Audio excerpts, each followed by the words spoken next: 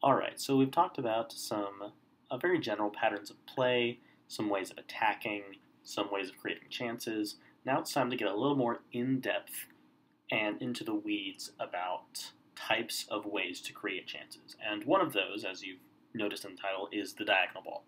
So the diagonal ball is a specific type of pass that is usually a through ball, meaning it's through the last line of defense, and is almost always into space. There is one particular type of diagonal that we'll talk about, the crossfield switch, which is sometimes into a player, but most of the time this is a pass played into space in order to stretch the defense. Okay, so we call it a diagonal because it is usually from inside to out relative to the midfield line and sideline, as you can see on screen.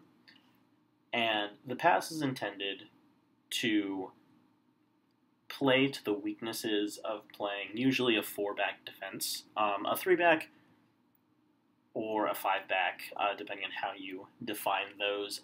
The diagonal pass is perhaps a little bit less effective, but most teams tend to play it forward the back, so the diagonal ball is usually one of the most effective ways of attacking. So let's take a look at what that looks like exactly. In order to understand exactly what the diagonal ball is at its core, we need to first look at what is the diagonal ball really trying to do? What is the purpose? So at its core, the diagonal ball is intended to stretch the defense, specifically in 90% of cases, the space between the center back and the fullback on that center back side. So the left-sided center back and the left back, or the right-sided center back and the right back. There are some instances where the ball will pass between two center backs, but in most cases, it will be a center back and a fullback on that side. Case in point, in this look here, you see I have lined up a 4-back and then two midfielders in front of it, and then we have one player with the ball, and we'll get to exactly what the other players will be going on, or whether we'll be doing during that time. So, number 5 has the ball, and the diagonal ball is very simple. The diagonal ball is doing one specific thing. It is starting with one player and going right here. Or in some cases, maybe right here. Or, say, number 3 is pushed up a little bit, it's going right here. But you'll notice it's going between number 2, the left-sided center back for the blue team, and number 3, the blue team's left back. Okay? And it is going diagonally across the field from center to out, from center to sideline. This works on the other side too. You have number 5 going between 4 and 5 of the defense. If number 4 is pushed up, you can go a little shallower. You can go really deep to the corner. But the point is, when that ball goes right here, number 4 has to turn and run. Number 5 has to turn and run. Number 2 has to turn and run. Number 3 has to keep in line, right? So why do I have them marked out like this? Well, it's quite simple.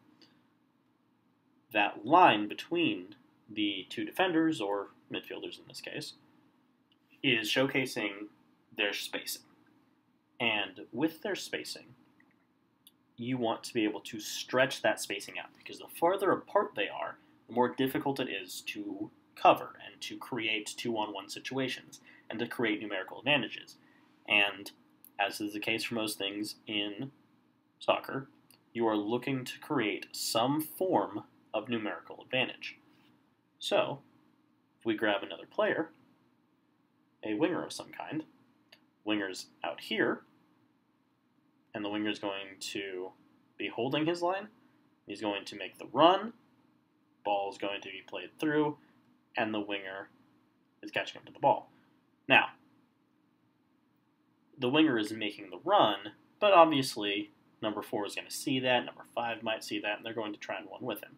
This exposes one of the other kind of core tenets, or one of the major ideas to do with diagonal balls. Changing direction at full speed is very difficult. It is very difficult. Try it yourself. Try and run 10 steps in one direction and then turn 90 degrees. And try and do it without going any further in the original direction. It's difficult, especially if you're running at full speed. More importantly, if you're running at full speed and thinking about doing something other than turning around. Why am I saying this?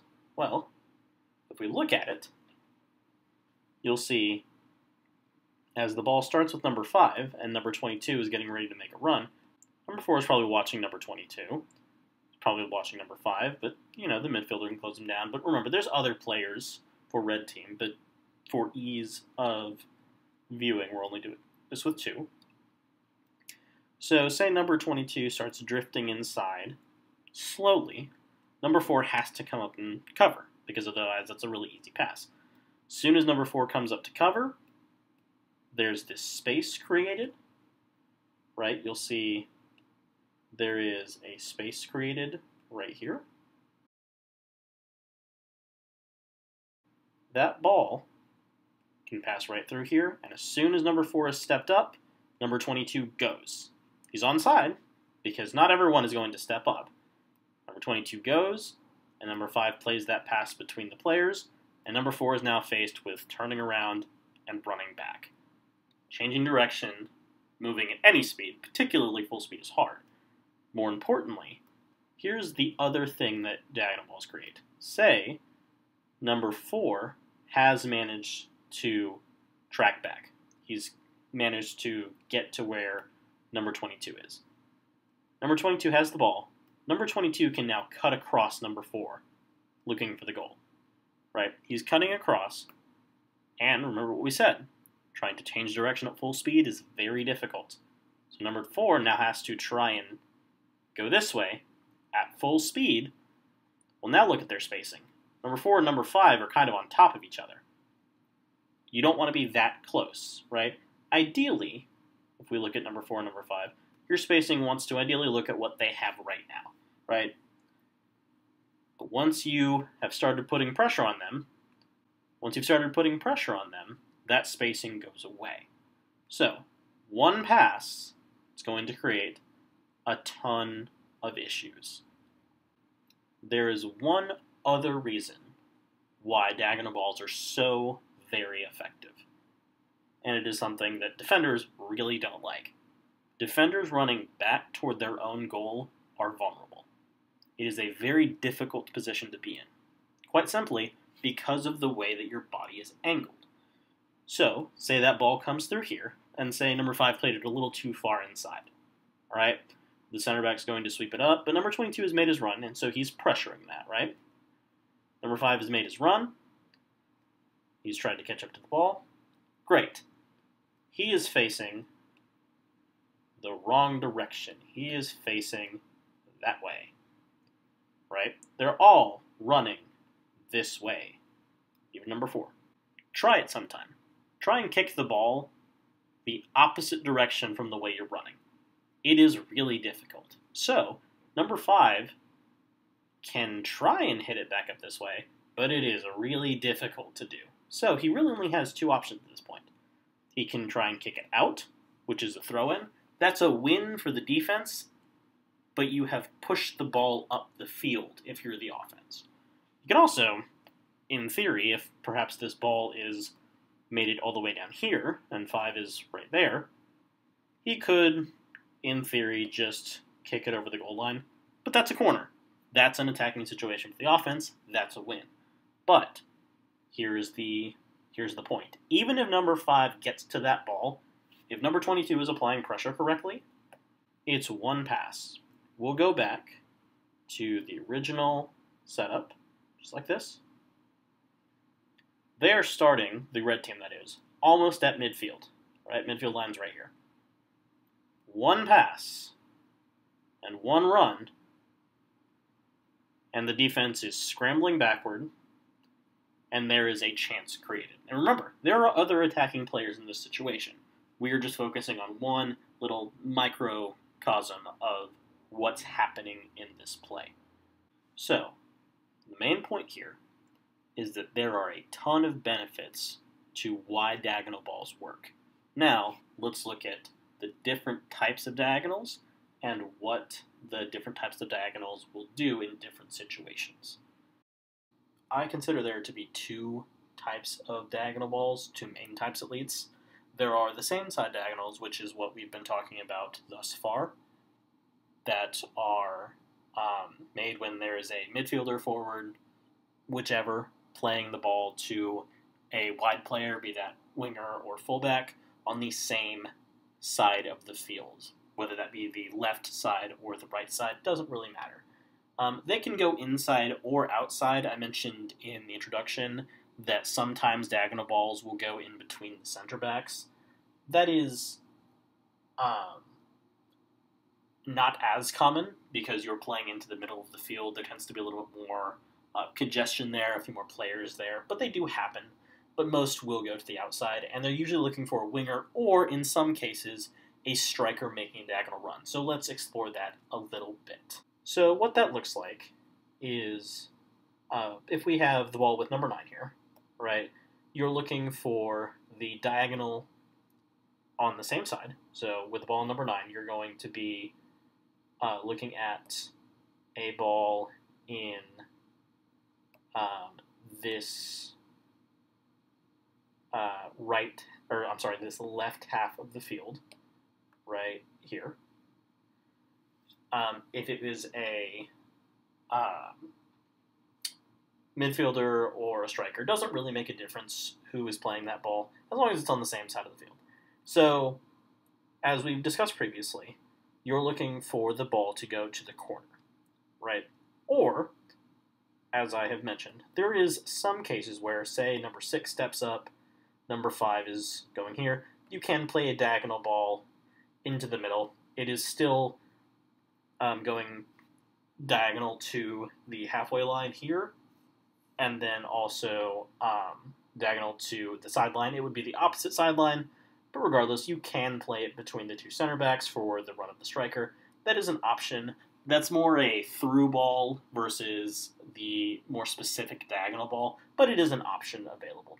But for the most part, that pass is going to be to the corner, looking for the run from the winger, as we discussed previously.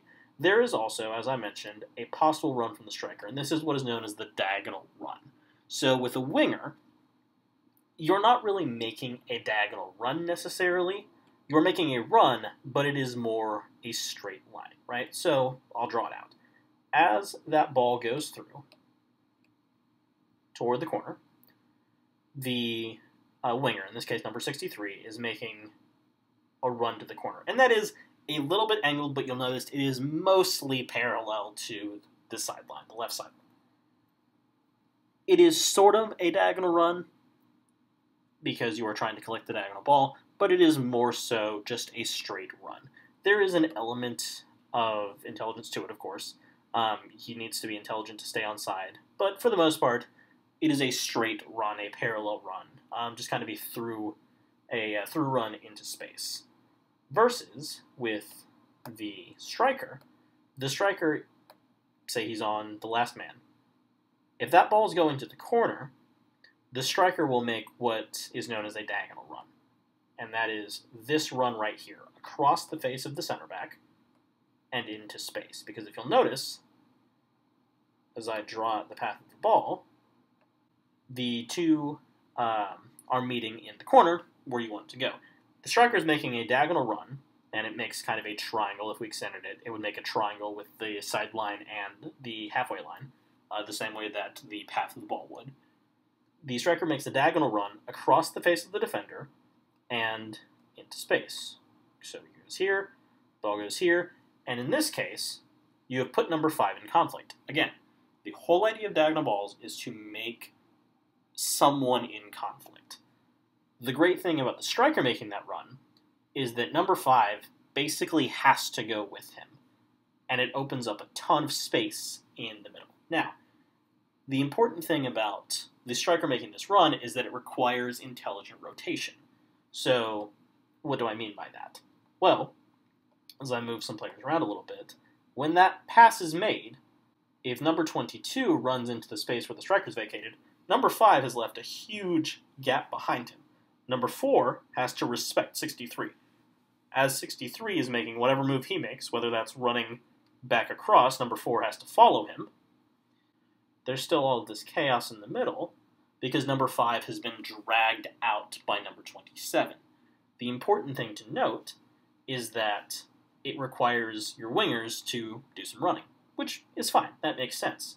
But if we go back to our core tenets, number 27 now has options. He can run down and cut toward the end line, which, again, number 5 is running at full speed. He has to now turn and change direction at full speed. He is now running straight back to goal, which is, again, one of the important things, and it is forcing defenders in weird spaces. Number 2 now has a ton of space to cover. Number 4 can try and go back here. Maybe number 4 tries to go back to 27, but now 63 is all by himself. The midfielders are running back toward their goal, and again, going back to our core tenets, they are running back toward their own goal.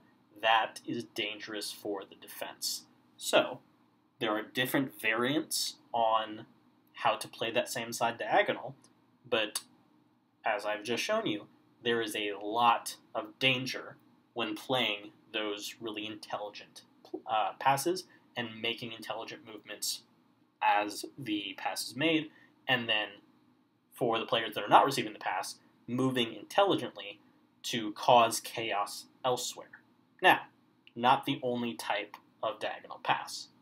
There's also the crossfield diagonal. Now, the crossfield diagonal is also called the switch in a lot of cases. It is not always the pass into space. You'll notice that everything that we've talked about so far is a pass into space, never a pass into feet. The switch can be either one, or the crossfield diagonal can be either one. It is a lot flatter diagonal, and what I mean by that is it tends to be less toward the corner, more toward the sideline. We'll talk about that in just I'll show you that in just a moment. It usually goes outside, so the crossfield diagonal almost never goes inside unless it's like a fullback playing a really long diagonal, but that's more of a through ball than a specific diagonal, and it's usually looking for a fullback or a winger. It is rare that a crossfield diagonal is going to look for the striker, because the switch of play and the benefit of that is to create overloads. So, what do I mean by that? Well, let's take a look. So, we'll say the ball starts with number 9. Just same sort of setup. As number 9 plays that pass, the crossfield diagonal is, as the winger drops off, the crossfield diagonal is this pass from number 9 to number 22. And you see what I mean? It's a lot flatter, right? If we look at it in terms of the triangles, you can see it's a much flatter pass than going toward the corner, right? As it goes to, if the ball went to the corner, you can see it's a lot less flat. But we are looking for a little bit shorter of a pass. The second option is available, but is less common. So that crossfield pass goes to number 22, and now everything is shifting over, right? 89 shifts over, 27 shifts over, but more importantly, 3, 8, 2, 6, 5, all these guys shift over. Now, here's where things get interesting. Number 27 now has an option. You can drop off and try and receive it in between players, or he can make the diagonal run, and 22 can play that pass. Maybe 27 holds his run for a moment, and 22 passes back to 89, and then 27 makes the diagonal run, and then 89 tries to make the diagonal pass down the line. So there's different options, right? The important thing to know about the crossfield diagonal is if, and this is, a variable, it is something that could happen in different ways. If the midfielder, say number 89 has it now, wants to look to cross it all the way across the field, that is an option. You can go all the way to this corner, right? say number 4 is pinched over, 89 looks up, pops that ball into the corner. That's a diagonal pass. A little less flat than the ball we talked about previously, the one from 9 to 22. But now, 63 running through, 27 running in on goal, and all of a sudden, the defenders are running back. Everyone's running back to their own goal, like we talked about previously. And, going back to the core tenets, your defenders are running back to their own goal. That's a good thing for the offense. You have messed with their spacing, because as that ball has switched over, they all now need to shift back toward the ball side because they've all started on the right half of the field because of where number 89 started. And as they're running back, and I'll move everyone back here, as they're running back toward their own goal, number 63 now has the option. He can cut toward the byline, the goal line. He can cut toward the sideline if he wants to slow it up a little bit. Maybe 27's a little bit farther back. Maybe he can cut across number 4. But as he does any of these things, all the defenders now have to change direction at full speed because they are running as fast as they possibly can. And as we've talked about for this entire video, putting these defenders in conflict is the main purpose of the diagonal ball. Whether that's the same side diagonal, the crossfield diagonal, or the switch as it will sometimes be called, both of these are created to cause chaos in the defense, and once the chaos has been caused, you can create chances. So, that's an outline of the diagonal ball. Hopefully you have a better understanding of how to create some chances through one very specific type of pass, and hopefully it is a little bit clearer on how to create a goal-scoring opportunity through 1, 2, 3 precise movements and decisions.